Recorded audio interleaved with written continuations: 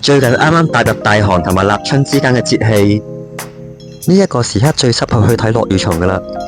今次咧帶大家去到深圳一個面積比較大嘅公園去睇落羽蟲，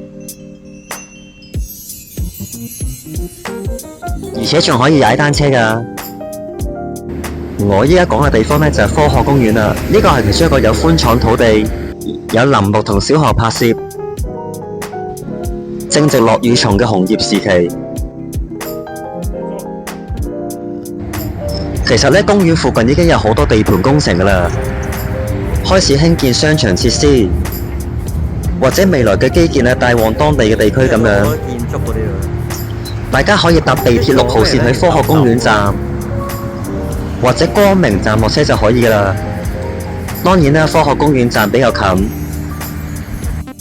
但係喺光明站落車，可以首先順便去深圳科學技術館，去館入邊行下同埋參觀。當中會睇到曾經上過太空進行任務長征2號 F 火箭嘅真實艙體，佢係喺2003年10月成功將第一位中國航天員楊利偉送入太空探索，而且仲有其他火箭嘅組件展出，助推器、整流罩、發動機等等，從而了解到火箭嘅內部結構同埋運作。深圳科學技術館仲有唔同收費嘅 3D、4D 電影同埋展覽觀看，仲有免費特定嘅主題展覽參觀。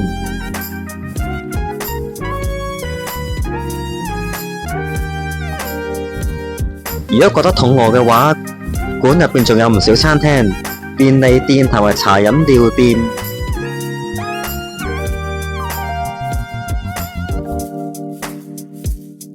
行完深圳科學技術園之後，就要走到科學公園，大約需要15分鐘。途中會經過一個私人嘅農地。要去科學公園，其中一個原因就想睇落羽蟲。不過呢，而家係紅得正盛嘅時期，已經吸引咗唔少遊客同埋市民去打卡啦。不過呢，就係集中喺一個好細嘅區域，淨係喺河流嘅位置呢就可以睇到。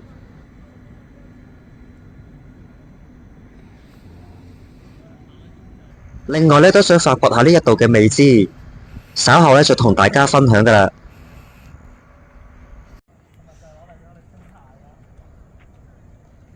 呢一度呢就係其中一個有寬敞土地、有好多林木嘅區域。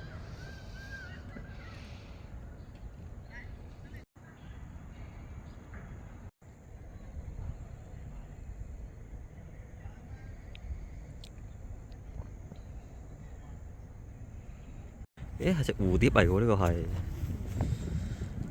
好有趣喎。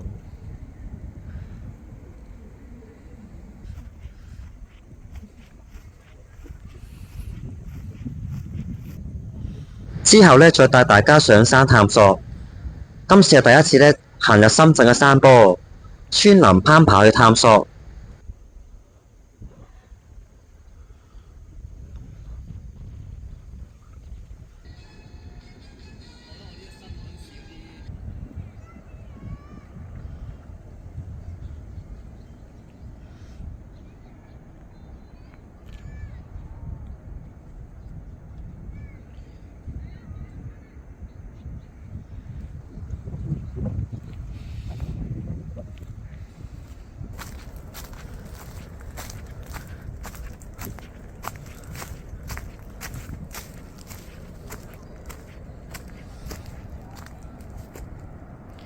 啊！出邊又見到嘢啦，好啊！後邊嗰啲山坡一忽一忽嘅，行緊好似嗰啲路咁咯。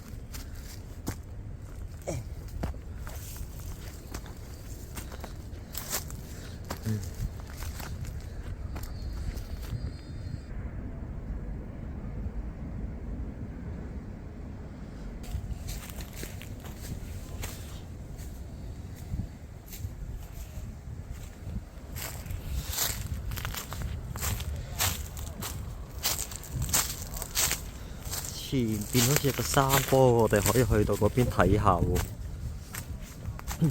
我哋呢用咗10分鐘嘅探路，終於走到山上邊啦。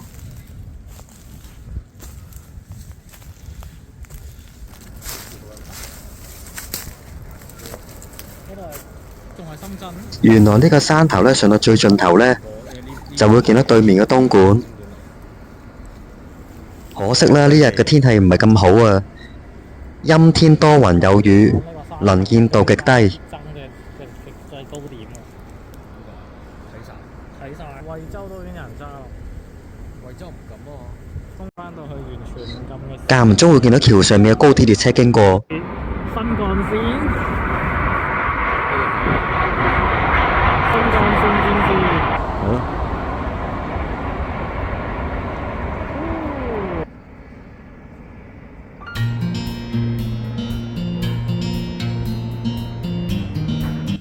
我哋而家落返嚟啦，就見到上面好似有個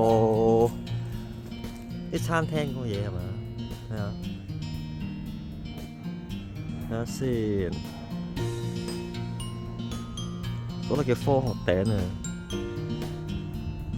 跟住咧有蛇出沒喎。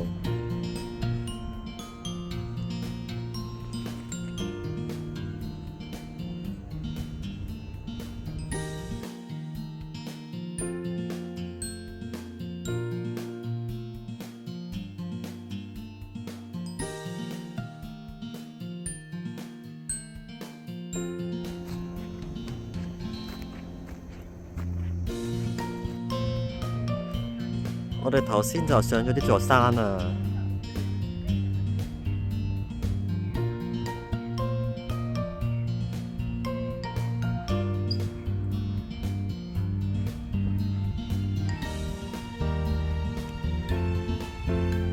呢一度嘅洗手間嘅門口設計呢，都幾美觀同埋光猛。